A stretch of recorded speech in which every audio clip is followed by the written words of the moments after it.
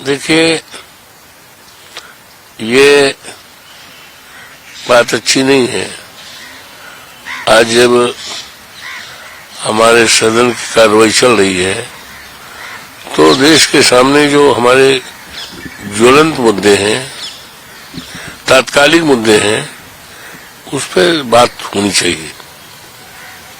पुरानी बातें, नेहरू जी के जमाने में क्या था और कांग्रेस के जमाने में क्या था, इस पे बात करना सदन की कीमती समय को बर्बाद करना है। आज जब SIR पर चर्चा हो रहा है और उस चर्चा में सरकार के लिए विपक्ष के तमाम बहुमूल्य सुझाव दिए गए, लेकिन उस बहुमूल्य सुझावों को सरकार सुनना नहीं चाहती। होना ये चाहिए, विचारधारा ये होनी चाहिए कि निंदक नेरे राखिए, आंगन कुटी छवाए, बिन पानी साबुन बिना निर्मल करे स्वभाव। लोकतंत्र में डिबेट, चर्चा, और चर्चा सत्ता और विपक्ष के बीच चर्चा होनी चाहिए। लोकतंत्र को मजबूत करने के लिए जितना महत्व सत्ता का है, उससे कम महत्व विपक्ष का नहीं है। यूं कहें कि एक सिक्के के दो पहलू हैं, लेकिन इस पर भारतीय जनता पार्टी को, उनकी सरकार को इस पर विश्वास नहीं। वो तो तानाशाही की तरफ बढ़ रहे हैं। एक तरफ चर्चा की जा रही है कि लोगों के वोट काटे जा रहे हैं। ये वोट का अधिकार भारत रत्न बाबा साहब भीमराव अम्बेडकर ने दिया है। इस देश के करोड़ों करोड़ों दलितों को, करोड़ों करोड़ों अल्पसंख्यकों को, पिछड़ों को और समाज के तमाम गरीबों को उनके वोट काटे जा रहे हैं। इस पर यह बहुमूल्य चर्चा हो रही है, तो उस चर्चा के दौरान सरकार को के द्वारा उठाए गए कदम, अचीवमेंट्स पर चर्चा होनी चाहिए। उत्तर प्रदेश जो एक देश के बराबर है, जिसका एक गौरवशाली इतिहास है, जिस प्रदेश ने हमारे देश को एक से ज्यादा, आधे से ज्यादा दर्जन प्रधानमंत्री दिया है। हमारे माननीय प्रधानमंत्री जी उत्तर प्रदेश के हैं। तो ये हमारे रक्षा मंत्री जी उत्तर प्रदेश के हैं। तो उत्तर प्रदेश का एक गौरवशाली इतिहास है और उत्तर प्रदेश के बेलों, 9-10 बेलों की जाने चली गई, जाने कोई बीमारी में नहीं गई, जाने गई है वर्कलोड, जबरदस्ती काम, आत्महत्या किया है, जिसके सबूत हैं। तो ये, और यही नहीं, 3 महीने का काम 1 महीने में लेना चाहते हो। कौन सी जल्दबाजी है, कौन सी जल्दबाजी है कि इतना वर्कलोड कर रहे हो, इतना दबाव डाल रहे हो बेलों पर, और उत्तर प्रदेश में कहीं भी बेलों को ट्रेनिंग नहीं दी गई। बेलों को पता भी नहीं है कि फार्म कहाँ बांटना है, कैसे बांटना है, किसके हाथ में देना है, जिसका नतीजा है फलस्वरूप जो है भारतीय जनता पार्टी के कार्यकर्ता अपने हाथ में ले रहे हैं बंडल। लाओ हम फार्म बांट देंगे, आपकी कोई जरूरत नहीं है। और फार्म बांटने क्या है, जिनको मिलना चाहिए वो नहीं, जबकि घर घर बेलों को फार्म बांटना चाहिए। समय पूरा भी हो रहा है, लेकिन बहुत ज्यादा वोट कटने की संभावना है। ये लोकतंत्र पर कुठाराघात है। बाबा साहब भीमराव अम्बेडकर ने जो मताधिकार का फंडामेंटल राइट में अधिकार दिया है, उस पर कुठाराघात है। अखिलेश यादव कह रहे हैं कि बीजेपी एसआईआर के बहाने एनआरसी लागू कर रही है और करीबन 5 करोड़ वोट काटने की कोशिश कर रही है। निश्चित तौर से हम उनके विचारों से अपने को संबद्ध करते हैं। ये सच बात कह रहे, ये उसी तरह से सच है जिस तरह से 3 तरीका 9 होता है। ये बात उनकी इसी तरह से सही है जिस तरह से 2 दूना 4 है। ये बहुत अक्यूरेट बात कर रहे हैं, लेकिन सरकार की तरफ से कोई सटीक अक्यूरेट जवाब नहीं आ रहा। इधर उधर की बातें कर रहे हैं, जिन बातों का आज के दिन कोई मतलब नहीं है, पुरानी बातें कर रहे हैं। जवाहरलाल जी की बात कर रहे हैं, कांग्रेस की बात कर रहे हैं। इससे क्या मतलब है?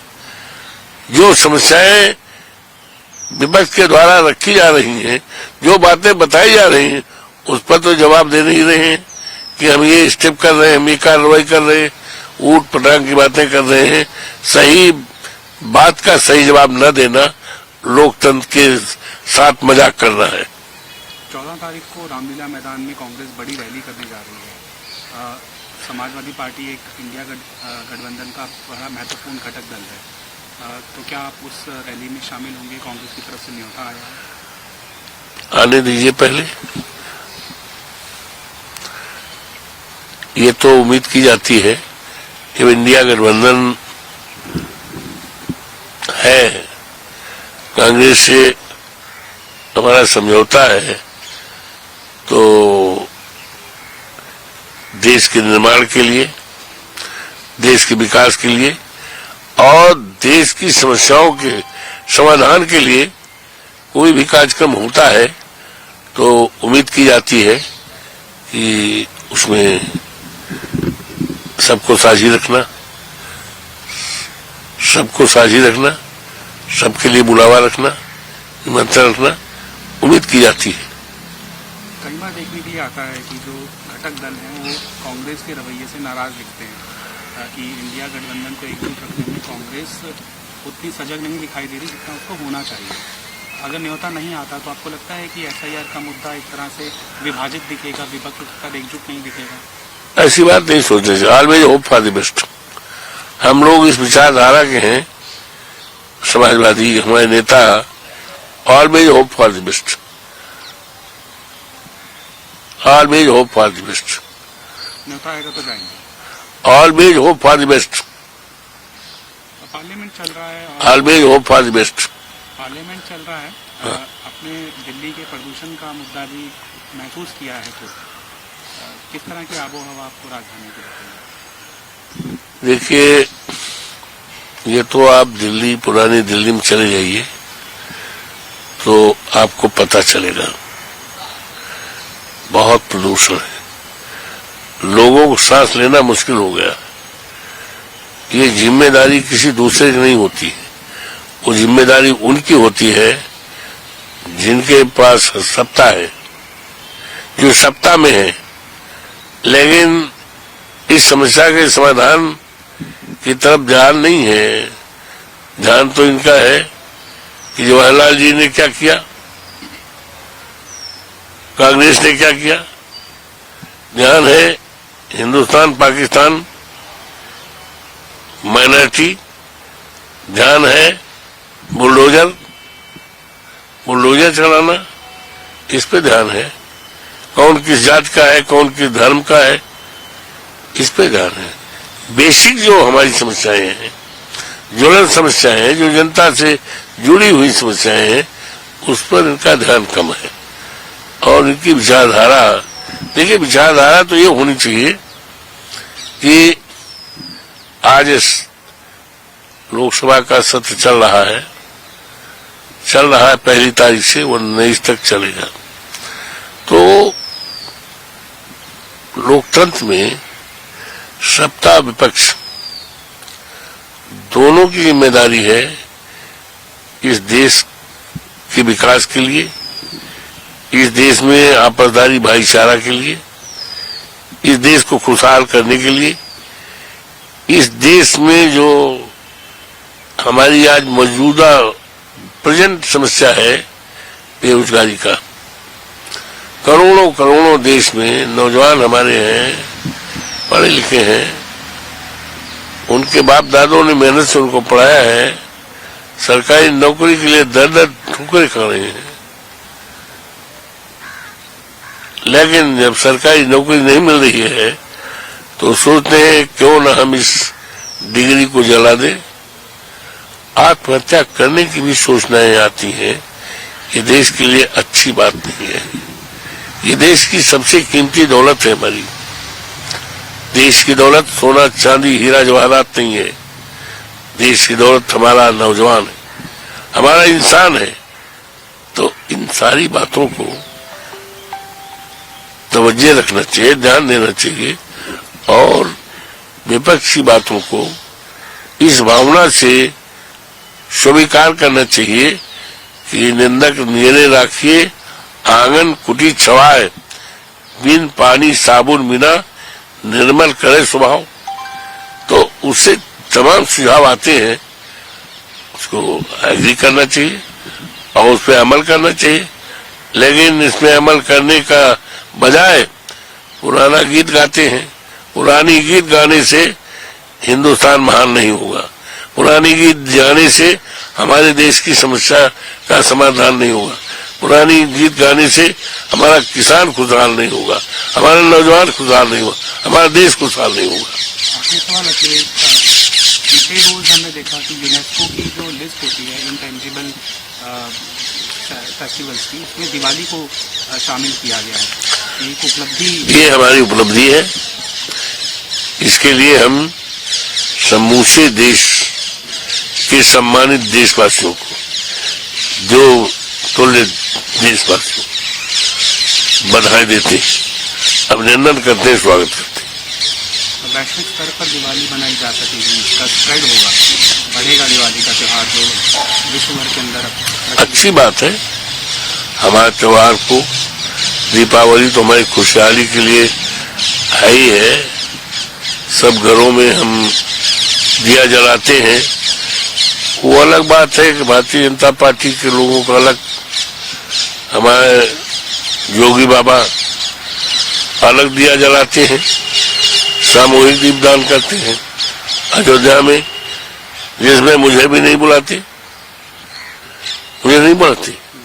अब पता नहीं क्यों नहीं बुलाते, कुछ समझ नहीं आता।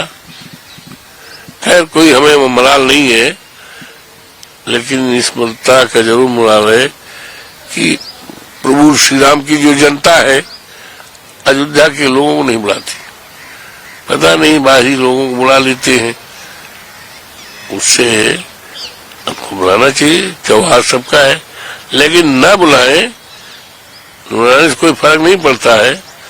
वो लोग अपने घरों पे दीपावली जलाते ही हैं, दीप जलाते हैं।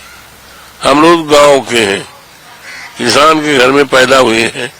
हम लोग तो छोटे छोटे थे, तो जहाँ भैंस खाती नाद पर उस पर दीप रख देते थे, घूर पर रख देते थे जहाँ खाद होती है, खेत में जहाँ रख देते थे, डूढ़ी में रख देते थे, और जहाँ अनाज की वो होता है डेहरी उसको कहते हैं, उस पर रखाते थे। तो ये तो हमारी बहुत प्राचीनतम त्योहार है, और जिस त्योहार को हम अपने ढंग से मनाते हैं। अब सरकार अपने ढंग से मनाती है, हमारे योगी बाबा अपने ढंग से मनाते हैं सामूहिक दीपा, और हमेशा रिकॉर्ड तोड़ते हैं, हमेशा रिकॉर्ड तोड़ते हैं। हम लोग तो जो हमारे प्रजापति हैं, कुमार भाई है ना, उन्हीं की दीपावली को, उन्हीं के दिए को, और तमाम मिट्टी के बर्तन लाते हैं, उस पर काजल पारा जाता है, ये तमाम बातें। लेकिन इस दीपावली में तो उत्तर प्रदेश में योगी बाबा की सरकार ने तो हमारे प्रदेश के लाखों जो हमारे प्रजापति भाई हैं, कुम्हार हैं, मिट्टी का खिलौना बनाते हैं, मिट्टी की दीपावली बनाते हैं, उनको मौका नहीं दिया गया।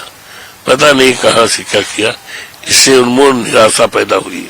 हमारी सरकार होगी 27 में, माननीय अखिलेश यादव जी की नेतृत्व में सरकार उत्तर प्रदेश में होगी 27 में, तो हम इस प्रदेश और देश के प्रजापति भाइयों को, कुमार भाइयों को यकीन और विश्वास दिलाते हैं कि उनको बहुत बड़ा मौका दिया जाएगा। कुटीर उद्योग धंधा खोलने के लिए उनको प्रोत्साहित किया जाएगा और तमाम चीजें जो आज पानी पीने के लिए गिलास है, खाने के लिए तमाम ये है, तो इसको बैन किया जाएगा और मिट्टी से बने जो हमारा कुम्हार भाई, हमारा प्रजापति बनाएगा, उसका इस्तेमाल किया जाएगा, तो उनकी बेरोजगारी दूर